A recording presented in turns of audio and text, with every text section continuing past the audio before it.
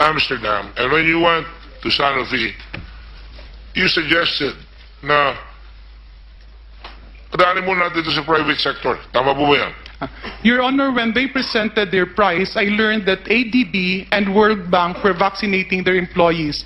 At ang sabi ko nga, No, I did not ask you about ADB. I just want a yes or no answer, please. Sorry, Then Your you can Honor, my explain. apologies. What was the No, you don't question? have to. All right. Sorry, hindi ako masyadong... I can't... Pakilakasan nyo nga yung sound. Napunta kayo doon at sinabi niyo sa Sanofi, medyo mahal, okay? So, benta muna natin sa private sector. Tama po ba yan? Yes, Your Honor. At sinabi niyo pa rin, you were making suggestions kung paano papasok sa Pilipinas. Na, pumasok kayo dyan, siguro dapat bigay natin sa mga private sector na mag-i-sponsor. Corporate social responsibility. Yes, Your Honor, because the DOH at the time didn't have the money. Correct. That's right. We're aware of that. But it was identified as So a you really wanted that drug to be brought here, and I don't blame you. Dengue is a miracle drug. Dengue is a miracle drug. I mean, I would be enthused too if somebody told me that there was a cure for dengue or a cure for cancer. So you were very enthusiastic. Your Honor, it was part of the pipeline of dengue prevention and control. Andun po siya sa nirelease ng WHO in 2010 to 2012 that to control dengue, vector control, early consultation, estimate the full burden of dengue, and vaccine implementation. I know the drill, all right? Yes, Your Vector Honor. control, clean surroundings, And vaccine implementation. and vaccine. Nakalagay po doon. And the trouble is the vaccine has not been adequately tested. And certainly, again, I salute Sanofi, 20 years of research. That's a lot of money. I mean, I'm not blaming here anybody. I'm just saying, na ganun yun. We're looking here at how we can avoid this again in the future. All right? At this point, right? Now, when you said that, you were even brought to Lyon or to Noville. Is Noville in Lyon or two different places? I'm sorry, I've not been to that part of France. Your Honor, I'm not familiar with the other place that you mentioned. Noville, the factory in Noville? I'm Sanofi Pasteur, where is this place?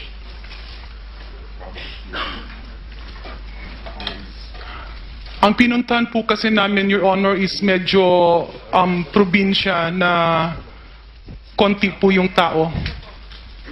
This one. Ito pang pabrikang ito. Sa Noville. Yan po sa ilalim, Noville.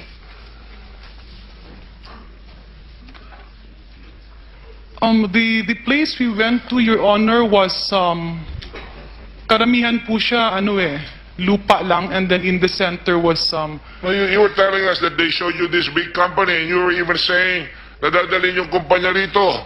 And then yes, you Your went Honor, but and it then was you went into a statement na sira yung kumpanya rito ng yung vaccine for TV na gawaan dito.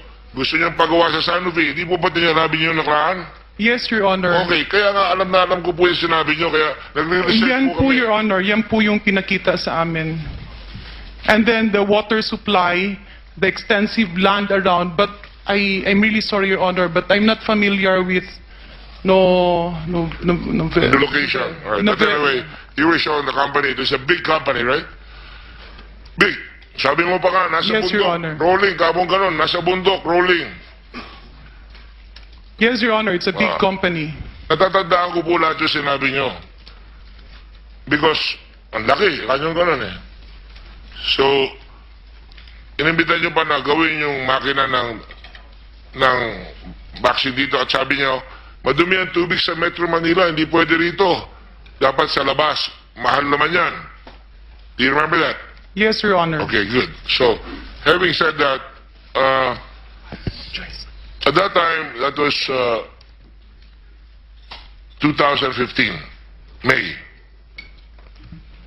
And when we look at the timeline, can I have the timeline, please? Where is it? This one? We have a timeline here, and I'll tell you, we worked until 3:30 last night. No, this is not the timeline. This is the... Yeah.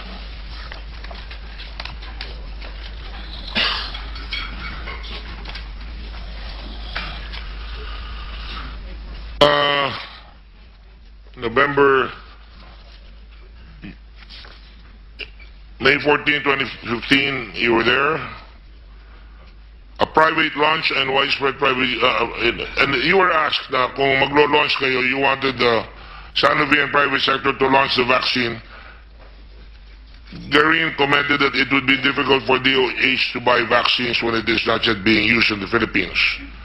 A private launch and widespread private use will create a demand for the vaccine and will thus pave the way for DOH to include in the succeeding year's budget. Di po ba? Yes, Your Honor. Gusto mo talaga may ilagay sa budget. And I don't blame you. Although it indicated to me that there was price discussion already. That you cannot blame me for saying that, right? Your Honor, that's right. Because even when it was announced that DOH will have it in 2015, the basic question of my predecessor was how much will it cost, and we had to ask them. Yes, madam. You went on May 15, the following day, to Noville, and the facility was a big investment, sabi ng one, on the part of the company, as it did not follow the normal model for the launch of a vaccine. Your Honor, normally, pharmaceutical companies build industrial facilities only after the licensing and approval of the product. From start to finish of the production process, it would take 18 to 24 months to produce the vaccine, and inventory is not kept. If I may, Mr. Chairman. Yes, you may. I need to correct this statement, which is factually incorrect. So normally, pharmaceutical companies do not build the factories after the licensing of approval in the world of vaccines. Thomas, can you speak slowly because your French is I'm sorry, Your Honor. Yes. So I just want to correct the part that is in bold in the middle. It's written and it's factually erroneous and wrong. It is written, normally pharmaceutical companies build industrial facilities only after the licensing and approval of product. This statement is factually incorrect in the vaccine industry. So you can build before approval? Yes, building a factory... And in fact, this was the risk that was taken? This is standard. That's what I'm trying to do.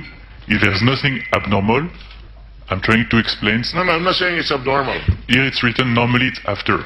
It's actually always before. All right. So this is incorrect. The opposite is abnormal. Okay. And on December 1, 2015, Mr. President, you went to Paris, and together with the DOE Secretary Janette Garin this time went to Paris for the UN Conference on Climate Change.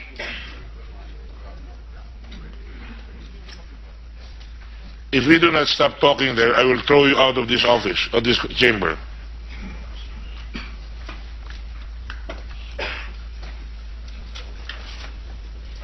I'm sorry. This is a Senate investigation and it's very, very difficult to follow through. During the visit, President Aquino received Sanofi pass-through officials at the Hotel Scribe.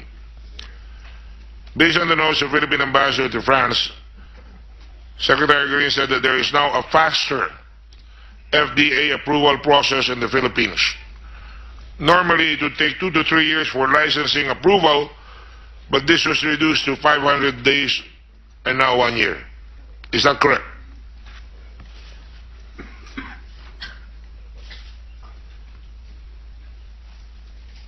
Sabi niyo sa kanila, ngayon mabilis na. Hindi na 2 hanggang 3 taon ang approval process.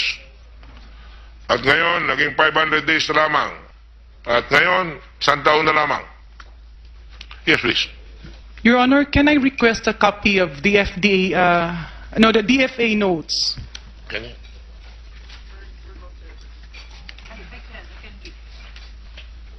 But precise for me, Your Honor, to state that But when do you remember that? Your Honor, that's why I want to see a copy of the DFA notes. Precise for me to say that when I assumed as Secretary of Health, one of the major complaints I received, and this was confirmed by DG Puno, there were a lot of complaints as to the long timeline in the FDA in terms of approval and permits, including We're the aware of that. backlog in the legal office. Every president has said they want to short or remove red tape. We're aware of that. Yes, Your That's Honor. good.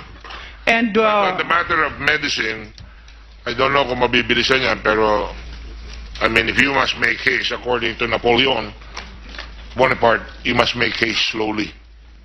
Your Honor, what I showed as a fast tracking of the process is not on medicines alone, but it's for all the system, yung legal backlog, yung mga kasong ilang taon na hindi So, nare-resolve. sinasabi niyo talaga, tama naman yun eh.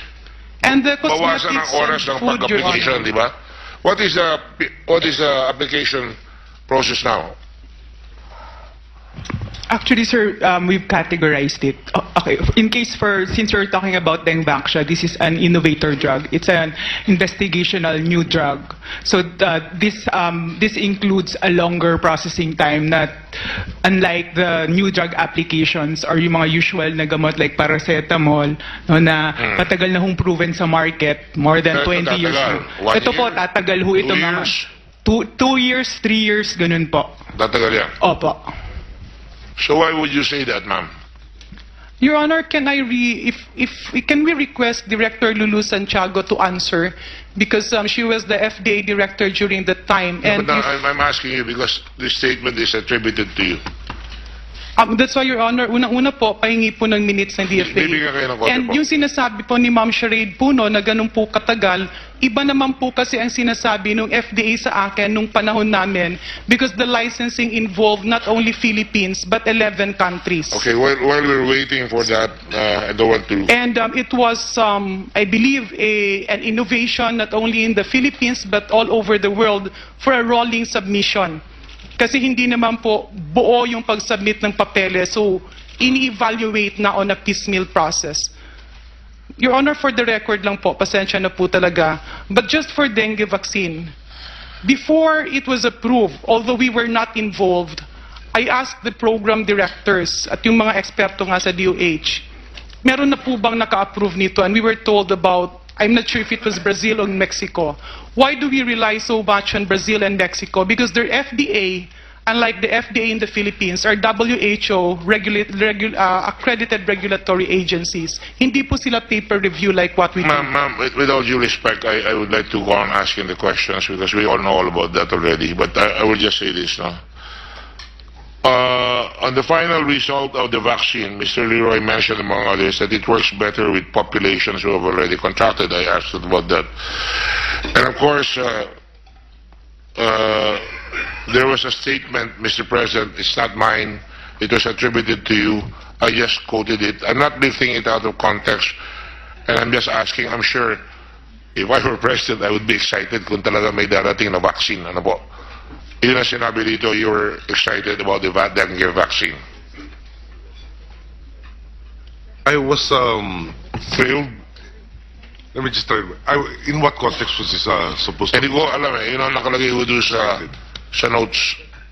Well, the bottom line is, August 23, 2010, there's a problem, there is no complete solution that is afforded, and there is a potential solution somewhere on the horizon, and now they're saying that this potential on the horizon is an actuality. Yes, I believe I would have said something like I was excited. Tama po yan. I too would be excited. I mean, I'm not accusing you of anything. I'm just stating the fact here. Because as far as I'm concerned, your body language kumisan, having met with Sanofi twice, dalawang beses kayo nagpag-meeting, tapos sabi nung embassy, excited kayo, baka ang take na Secretary Garin at ng ibang official, ay okay si Presidente, bilisan na natin ito. Yun lang ang aking kuro-kuro.